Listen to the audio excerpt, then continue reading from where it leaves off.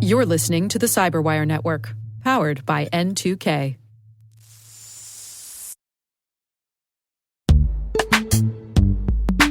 And now, a message from our sponsor, Zscaler, the leader in cloud security. Enterprises have spent billions of dollars on firewalls and VPNs, yet breaches continue to rise by an 18% year-over-year increase in ransomware attacks and a $75 million record payout in 2024. These traditional security tools expand your attack surface with public-facing IPs that are exploited by bad actors more easily than ever with AI tools. It's time to rethink your security. Zscaler Zero Trust plus AI stops attackers by hiding your attack surface, making apps and IPs invisible, eliminating lateral movement, connecting users only to specific apps, not the entire network, continuously verifying every request based on identity and context, simplifying security management with AI-powered automation, and detecting threats using AI to analyze over 500 billion daily transactions. Hackers can't attack what they can't see. Protect your organization with Zscaler Zero Trust and AI. Learn more at zscaler.com/security.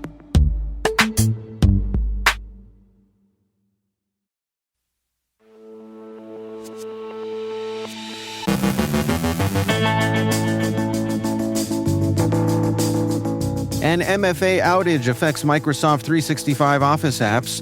The Biden administration introduces new export controls to block adversaries from accessing advanced AI chips. A Dutch university cancels lectures after a cyber attack. 3 Russian nationals have been indicted for operating a cryptocurrency mixer. Juniper Networks releases security updates for Junos OS. Spain's largest telecommunications company confirms a data breach. The Banshee infostealer leverages a stolen Apple encryption algorithm. Researchers uncover a novel ransomware campaign targeting Amazon S3 buckets.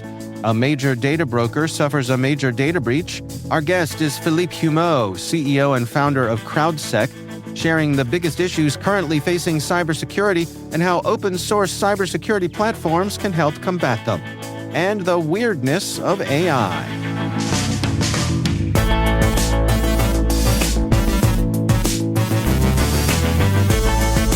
It's Monday, January 13th, 2025.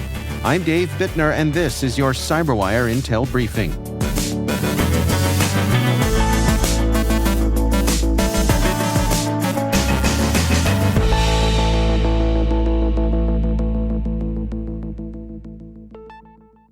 Happy Monday, and thank you for joining us here today. It is always great to have you with us. Microsoft resolved a multi-factor authentication outage affecting Microsoft 365 Office apps. The issue prevented users relying on MFA from accessing the apps, and some experienced problems with MFA registration and resets. Microsoft rerouted traffic to alternative infrastructure during its investigation, which revealed the outage was limited to users in Western Europe served by a specific section of unresponsive infrastructure. Additionally, some Windows Server 2016 devices experienced crashes in Microsoft 365 apps, prompting further investigation. The company continues monitoring service telemetry to address these issues.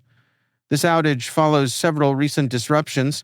In December, users faced product deactivated errors, while earlier incidents impacted Office web apps and the admin center. In November, a global outage affected multiple services, including Teams, Exchange, SharePoint, and Outlook. Microsoft has since confirmed that services are stable.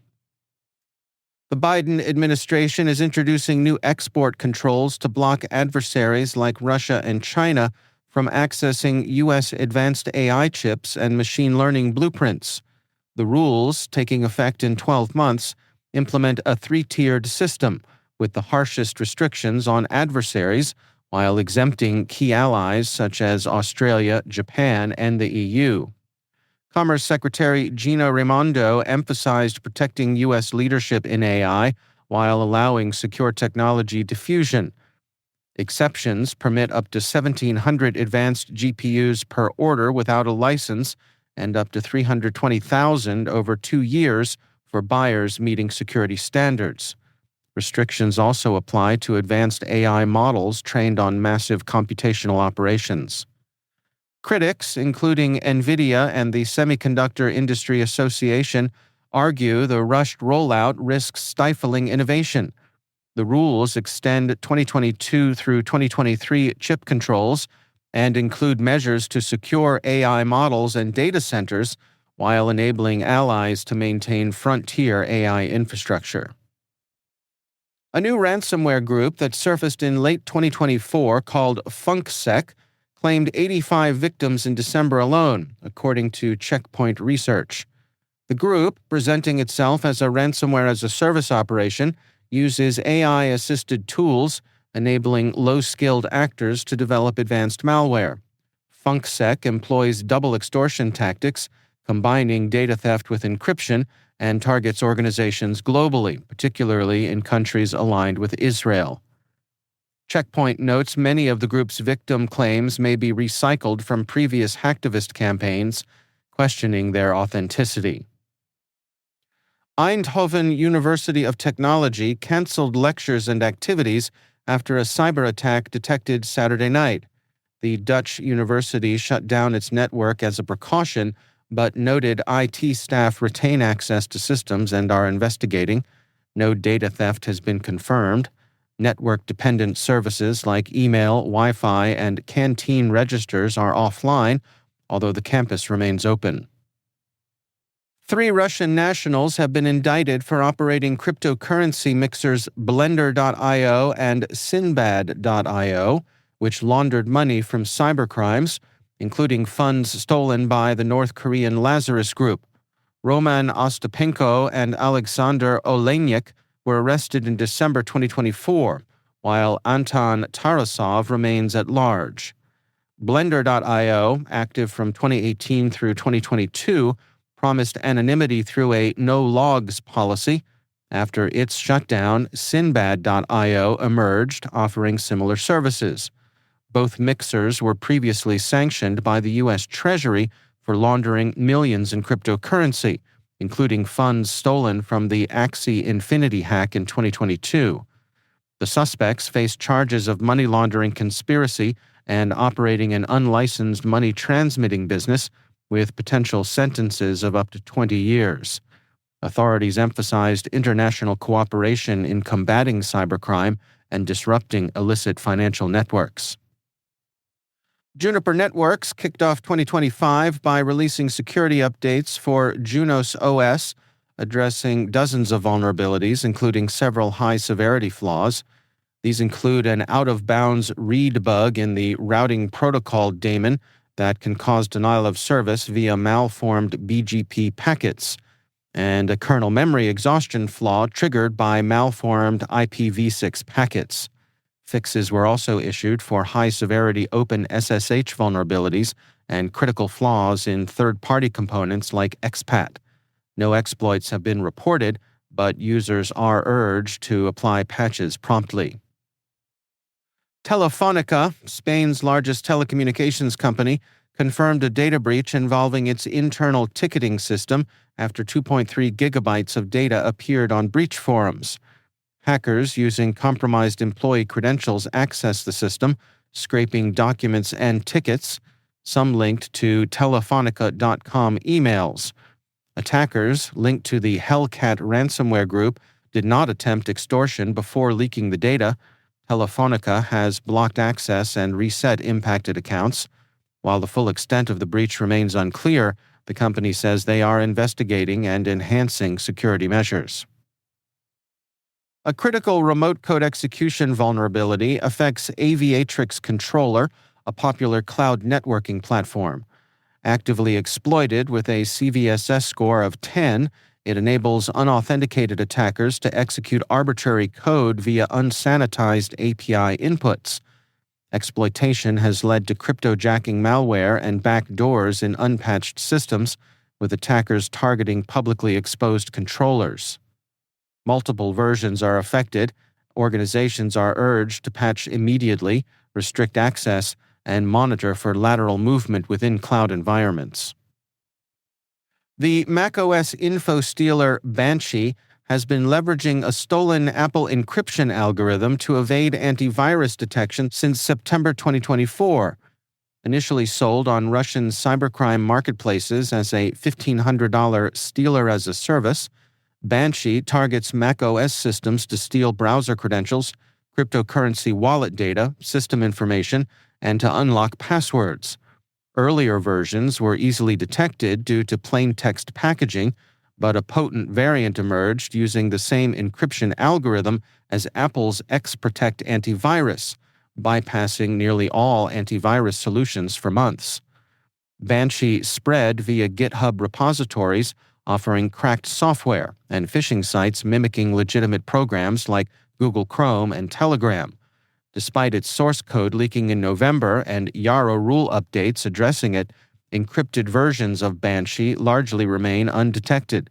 Researchers warn that this incident underscores the need for vigilance, as macOS users are increasingly targeted by sophisticated malware campaigns. Researchers with the Halcyon Rise team have uncovered a novel ransomware campaign targeting Amazon S3 buckets using AWS's server-side encryption with customer-provided keys. The attack, orchestrated by a group dubbed Codefinger, leverages compromised AWS keys to encrypt S3 data, rendering it unrecoverable without the attacker's AES-256 key. Victims face permanent data loss, and files are set for deletion within 7 days to pressure ransom payments. Organizations should restrict SSEC usage, audit AWS keys, and enable advanced logging to mitigate this threat. Gravy Analytics, a major location data broker, has suffered a major data breach, exposing millions of people's sensitive location data collected from popular smartphone apps. Hackers accessed Gravy's Amazon cloud storage using a misappropriated key, stealing terabytes of data, including over 30 million location data points. The leaked dataset tracks individuals' movements to sensitive sites such as the White House, military bases, and personal residences, raising concerns about privacy and national security. Vulnerable groups like LGBTQ+ individuals in restrictive countries face heightened risks from de-anonymization. Gravy sources much of its data via ad auctions, where apps unknowingly share users' information. The breach follows an FTC ban on Gravy for unlawful tracking practices. Experts recommend using ad blockers, disabling app tracking, and restricting location sharing to protect against such risks. Gravy has confirmed the breach and is investigating while its website remains offline.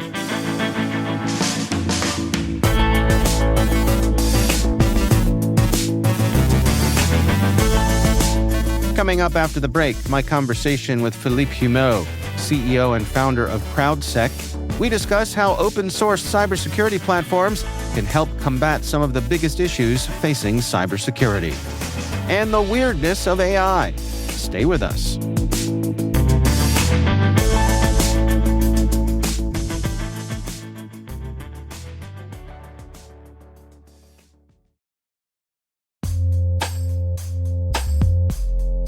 And now, a word from our sponsor, KnowBe4. It's all connected, and we're not talking conspiracy theories. When it comes to InfoSec tools, effective integrations can make or break your security stack. The same should be true for security awareness training. KnowBe4, provider of the world's largest library of security awareness training, provides a way to integrate your existing security stack tools to help you strengthen your organization's security culture. KnowBe4's Security Coach uses standard APIs to quickly and easily integrate with your existing security products from vendors like Microsoft, CrowdStrike, and Cisco, 35 vendor integrations and counting. Security Coach analyzes your security stack alerts to identify events related to any risky security behavior from your users. Use this information to set up real-time coaching campaigns targeting risky users based on those events from your network, endpoint, identity, or web security vendors. Then coach your users at the moment the risky behavior occurs, with contextual security tips delivered via Microsoft Teams, Slack, or email. Learn more at knowbefore.com/securitycoach. That's knowbefore.com/securitycoach. And we thank KnowBefore for sponsoring our show.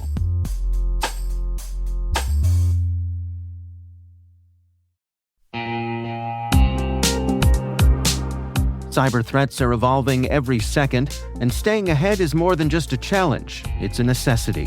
That's why we're thrilled to partner with ThreatLocker, the cybersecurity solution trusted by businesses worldwide. ThreatLocker is a full suite of solutions designed to give you total control, stopping unauthorized applications, securing sensitive data, and ensuring your organization runs smoothly and securely. Visit threatlocker.com today to see how a default deny approach can keep your company safe and compliant.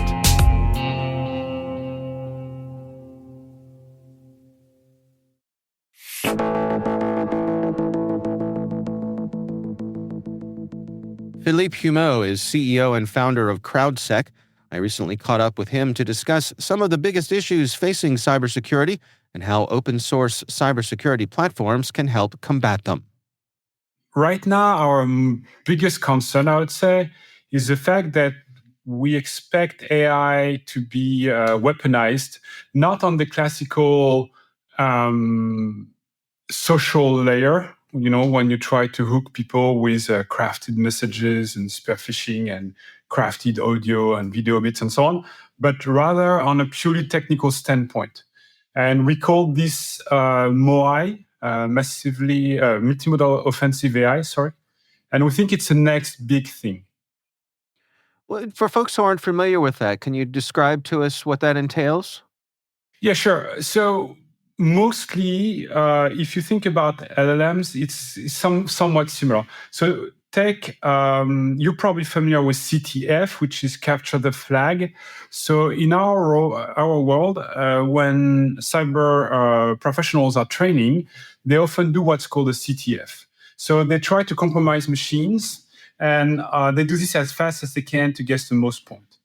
But all those attempts, they are logged, right? So they end up in a text file, which can be easily parsed by an AI to learn how the best are doing and what are they doing. And then, add to this the CVE databases that are pretty much freely available all around the globe. Some exploit databases, some metasploit, some academic paper research and stuff like that. Add all that together, and you get a comprehensive guide on how to hack into any system. And this is what the MOIs are learning from. They learn from actually humans doing research, and they become extremely good at that after quite some training. But once it's ready, it can totally become a service, like a ransomware as a service. You will rent an offensive AI as a service as well. Well, you are, of course, the founder of CrowdSec, and you describe yourselves as an open source multiplayer firewall provider. Can we go through those one at a time with the advantages? I think most people are familiar with open source, but let's start there. Why open source when talking about provisioning your firewall? Yeah, so first I have to say that I'm not an open source zealot, right? I'm not an open source monk, someone that by default will go open source. I'm a businessman, and I decided with my colleagues and co-founders that open source would be the best way, the best route for us, which is fairly different. So we did open source this program, which is basically an IDS, IPS, and WAF, so something that detect attacks, that remediate the attacks, and that also detect attacks on the web layer. So those are all the three acronyms I just gave you. So we decided to give it for free because we wanted the largest number to use it. And why that? It's because it's a bit like Waze. Every time your server using CrowdSec is defending itself against an attack, it's sharing the IP address that has been aggressive towards itself. And we get signals from all around the world constantly, day in, day out, something like 10 million signals per day. And it gives us a map of IP addresses used by cyber criminals. And obviously, we broadcast back this map to our clients. And so that's the multiplayer element. That's the multiplayer element. Yeah, actually, it came from a joke. So people were always like, hey, how do you describe CrowdSec? And I had a hard time at some point to describe because it's pretty disruptive. It's not something that's been seen so many times in the industry yet. So I was sometimes at the very beginning first, I had a hard time to define it really properly. And one of my friends at Google, he said, hey, you know what? You're a multiplayer firewall. I'm like, hey, I like the sound of that. It's quite true. We are also described often enough as a ways of firewall. So basically, why is it like this? Because since we share with each other the dangers of the digital highways, and we tell where are the dangers and who you should not be pairing with, there's something awfully similar with ways as well.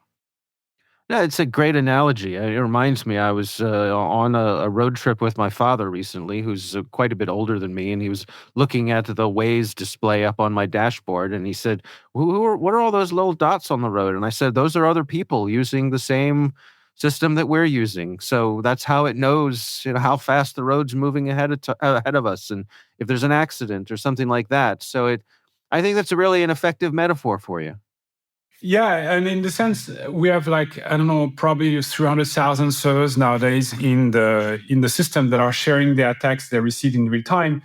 And ways they are using your position, your heading, and your speed basically and your unique phone identifier, obviously, to assess whether there is a problem or not ahead of you.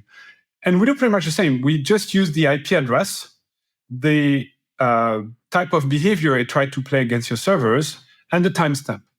And this is all we need to actually compute this real-time map of IP addresses used by cybercriminals. I think it's fair to say that these IP attacks are heading in one direction, that we continue to see more and more of them, that's growing in size. What are your recommendations for folks to best protect themselves these days?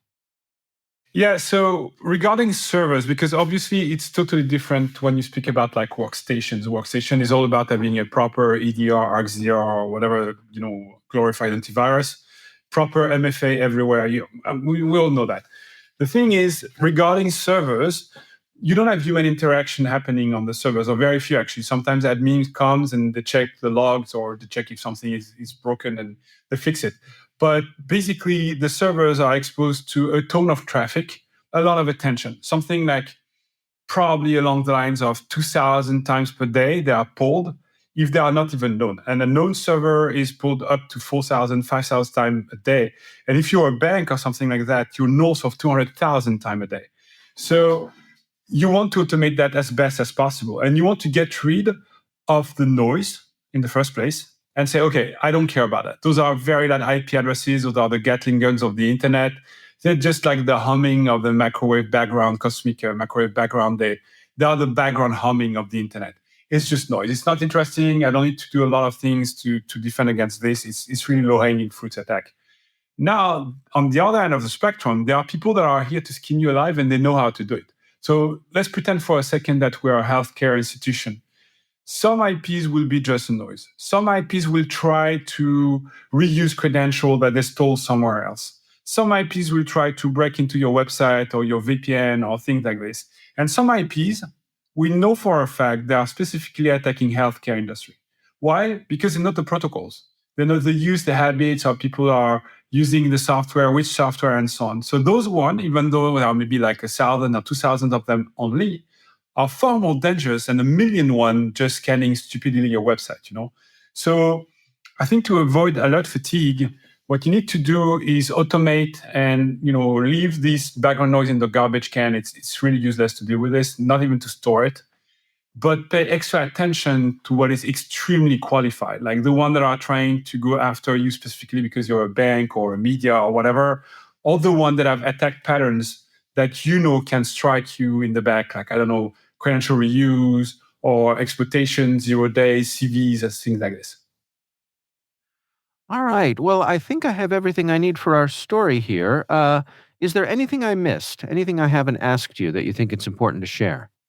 Yeah, I think sharing is the key here. I mean, we can try to diffuse endlessly payloads, right? The one that are like the rockets. When you think about a missile, you think about the rocket itself, and you think about the payload. And the payload is obviously dangerous, but if you neutralize all the rockets, the payload is never going to reach you. And this is what we should all do. We should partake all together to diffuse all the rockets. And that way we receive far less payloads. That's why, join the army. It's free, it's open source, it's available to everyone. It's called CrowdSec, so please join the club. That's Philipe Humo, CEO and founder of CrowdSec.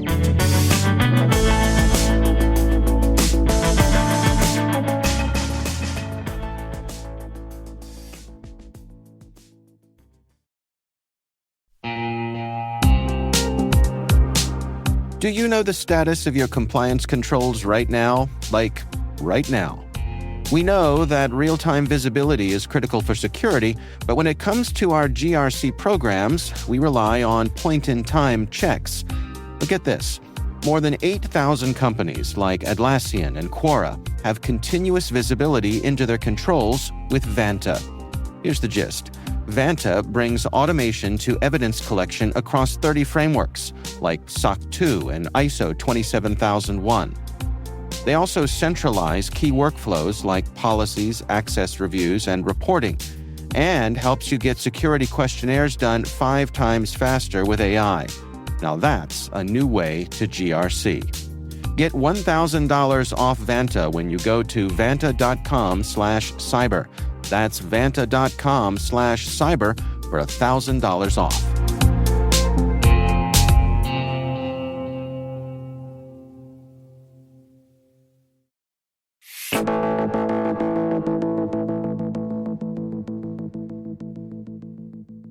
And finally, humans are experts at messing up. From losing our keys to occasionally misplacing a decimal, mistakes are just part of the human experience. To keep these slip-ups in check, we've invented all sorts of clever safeguards, checklists, double-entry bookkeeping, and even writing "not this leg" on patients before surgery. But now, we're integrating a whole new kind of mistake maker, AI. Unlike us, AI doesn't get tired or distracted, but its errors? They're a breed apart. While a human might flub a math problem, AI might suggest that cabbages eat goats or forget what money is mid-task. A piece by Bruce Schneier and Nathan Sanders for IEEE Spectrum suggests the weirdness of AI errors lies in their unpredictability. They don't follow human patterns, making them both fascinating and unnerving. However, AI isn't entirely alien. It shares some human quirks, like repeating familiar terms or falling for social engineering tricks. It's also distractible. Get it to process long documents, and it might zone out halfway through. Dealing with AI mistakes requires creativity. Asking the same question multiple ways or cross-checking its output can help, since machines are endlessly patient with our nitpicking. And while we can train AI to make more human-like errors, it's clear we need systems tailored to its peculiarities. The key is balance. Use AI where it excels, like processing vast amounts of data, but don't expect it to replace human judgment. After all, whether it's a person or an algorithm, everyone benefits from a second opinion, especially if goats and cabbages are involved.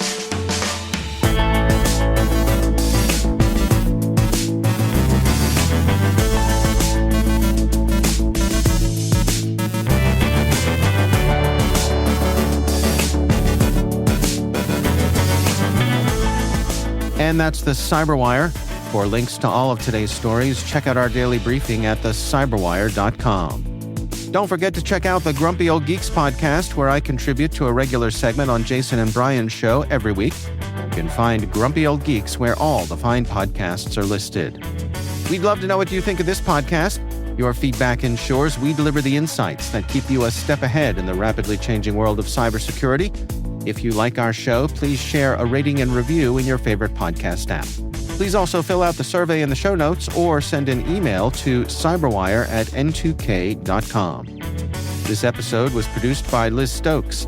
Our mixer is Trey Hester, with original music and sound design by Elliot Peltzman. Our executive producer is Jennifer Eiben. Our executive editor is Brandon Karp.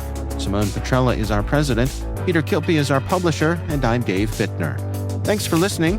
We'll see you back here tomorrow.